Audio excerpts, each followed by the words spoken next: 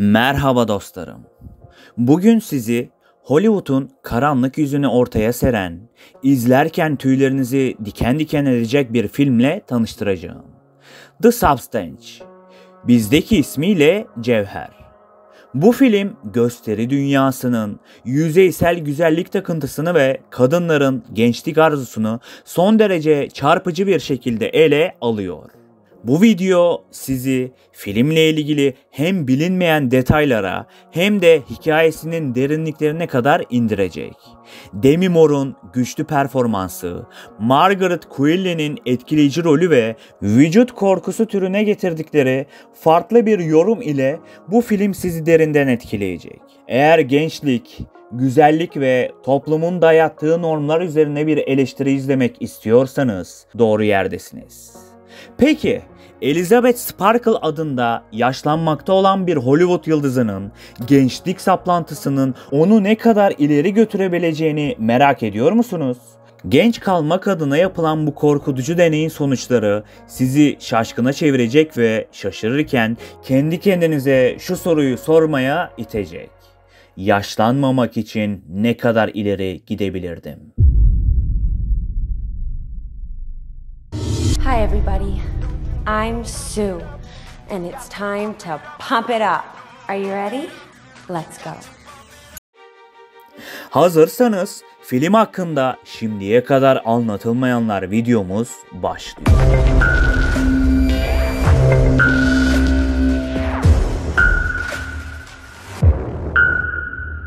Filmin yönetmeni Caroline Fargut senaryoyu yazarken hem Fransız sinemasındaki vücut korkusu filmlerinden hem de Hollywood'un güzellik standartlarına karşı kişisel eleştirilerinden ilham almıştı. Özellikle David Cronenberg'ün vücut korkusu temalı filmlerinden etkilenmişti. Uzun bir aradan sonra korku türüne dönen Demi Moore, Elizabeth rolü için fiziksel ve psikolojik olarak yoğun bir hazırlık süreci geçirdi. Kendisi bu rolü kariyerindeki en zorlu işlerden biri olarak tanımladı. Sue karakterini canlandıran Margaret Qualley role hazırlanırken dans ve yoga eğitimi aldı. Bu onun sahnelerde genç ve enerjik bir görünüm sergilemesine yardımcı oldu. Elizabeth ve Sue karakterlerinin kostümleri onların fiziksel ve duygusal dönüşümünü yansıtacak şekilde tasarlandı. Özellikle Sue'nin kostümleri modern ama rahatsız edici bir gençlik imgelerini temsil etmektedir. Film 2024 Cannes Film Festivali'nde ilk kez gösterildi ve seyirciler tarafından uzun süre ayakta alkış almayı başardı. Ancak bazı eleştirmenler filmdeki şiddet ve grotesk tasvirlerin sınırları zorladığını düşündü. Cevher filmi yalnızca bir korku filmi değil, aynı zamanda gençlik takıntısı, yaşlanma korkusu ve kadın bedenine yönelik baskıları ele alan bir toplumsal eleştiri sunmaktaydı. Filmin en dikkat çekici sahnelerinden biri, Elizabeth'in genç hali olan Sue'nin vücudundan çıkış sahnesidir. Bu sahne CGI yerine pratik efektlerle çekilmiş ve tüm ekibin 2 hafta boyunca üzerinde çalıştığı özel bir protez kullanılmıştı. Filmde gösterilen güzellik deneyleri 20. yüzyılda yapılan tartışmalı kozmetik testlerinden ve bilimsel deneylerden esinlenerek oluşturulmuştur dostlarım. Bu konularla ilgili videonun ilerleyen bölümlerinde bahsedeceğim. Kamera arkasında daha neler var, hızımı kesmeden devam ediyorum. Filmin grotesk dönüşüm sahneleri o kadar gerçekçi bir şekilde tasarlandı ki bazı ekip üyeleri bu sahneleri çekmekte zorlanmıştı. Protezlerle yaratılan korkutucu görüntüler sette bazı kişilerin çalışmaya ara vermesine sebep oldu. Demi Moore, Elizabeth karakterine hayat verirken fiziksel olarak çok zorlayıcı bir süreçten geçti. Özellikle dönüşüm sahnelerinde ağır protezlerin ve yoğun makyajın altında saatlerce hareket etmeden durmak zorundaydı. Hatta bir sahnede yüz protezlerinden dolayı nefes almakta zorlandığı bir an dahi olmuştu.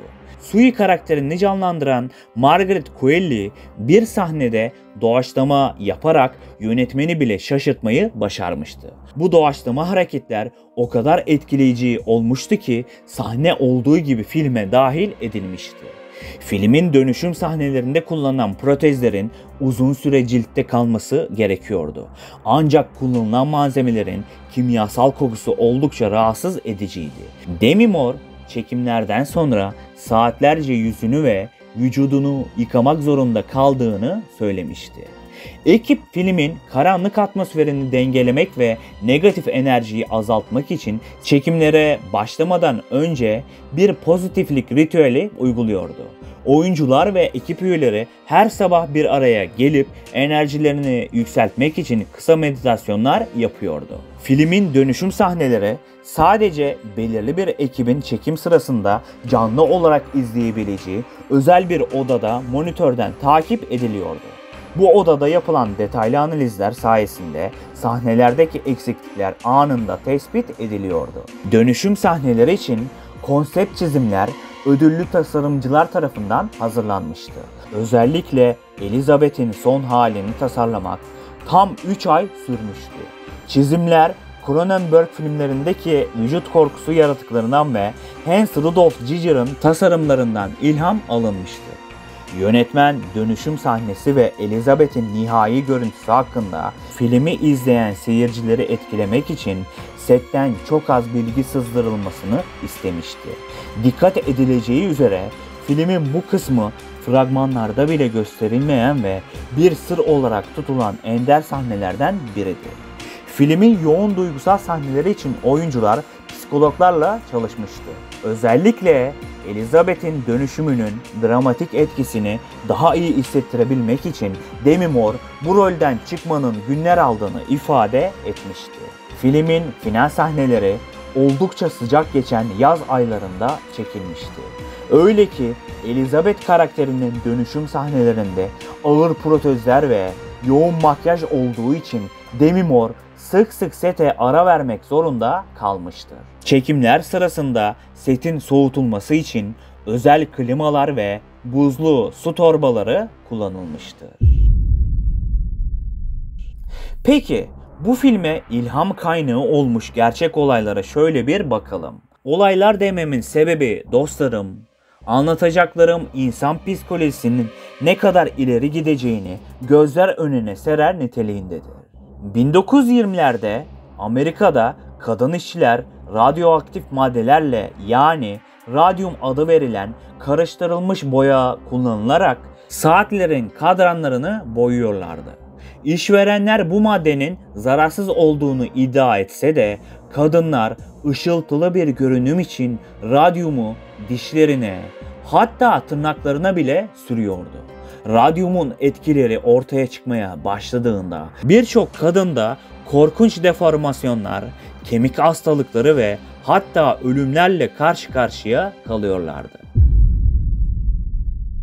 Başka bir örnekte aynen şu şekildeydi. 1950'ler ve 60'larda yapılan MK Ultra deneyleriydi. Amerika hükümeti CIA öncülüğünde gerçekleştirdiği bu gizli deneylerde zihin kontrol tekniklerini test ediyordu. Denekler bilmeden LSD gibi kimyasallara maruz bırakıldı ve psikolojik manipülasyonlarla kontrol altına alınmaya çalışıldı. Filmde geçen gençlik serumu deneyleri bu etik dışı araştırmalardan esinlenilmişti. Örnekler bunlarla sınırlı değildi. Dostlarım, her bir örneği kısa kısa sizlere sunmaya çalışacağım. Çünkü hepsi birer birer ayrı konu olacak bir video niteliğindedir. Ve filme ilham kaynağı olmuş olaylar bütünüdür. 1950'lerde ve 60'larda devam eden deneyler aynen şöyleydi. Belleza zehiri, talidomit skandalı. Talidomit hamile kadınlara sabah bulantısını hafifletmek için reçete edilen bir ilaçtı. Ancak bu ilacı kullanan kadınların çocuklarında ciddi doğum kusurları görülüyordu. Tıp dünyasında etik dışı testlerin yol açtığı bu trajedi filmin gençlik adına insan bedenini feda etme temasını yansıtmaktadır. Güzellik ürünleri hayvan üzerinde acımasız deneylere tabi tutulmuş ve bu etik sorun yıllarca tartışılmıştı. 20. yüzyılın ortalarında bazı deneyler insan denekler üzerinde bile yapılmıştı. Filmdeki deneyler bu tür etik dışı uygulamalara dikkat çeken bir yorum olarak karşımıza çıkmaktadır. Filmdeki Elizabeth Sparkle karakteri, Oscar Wilde'ın ünlü romanı Dorian Gray'in portresine modern bir gönderme olarak karşımıza çıkmaktadır. Birçok ünlü kişi genç kalmak için aşırı diyetler, ameliyatlar ve deneysel tedaviler denemiştir. Film bu gençlik takıntısının grotesk bir yansımasını sunmakta ve çok çarpıcı bir şekilde bizlere sunmaktadır. Bu olaylar filmin hem toplumsal eleştiri yapan hem de korkutucu boyutlara ulaşan hikayesine sağlam bir zemin hazırlamaktaydı. Gerçek olaylardan esinlenilen bu unsurlar filmi izlerken insanı hem düşündürüyor hem de ürpertici bir soru işaretine yönlendiriyor. Yaşlanmamak için ne kadar ileri gidebilirdim? Ben Kapital Burak.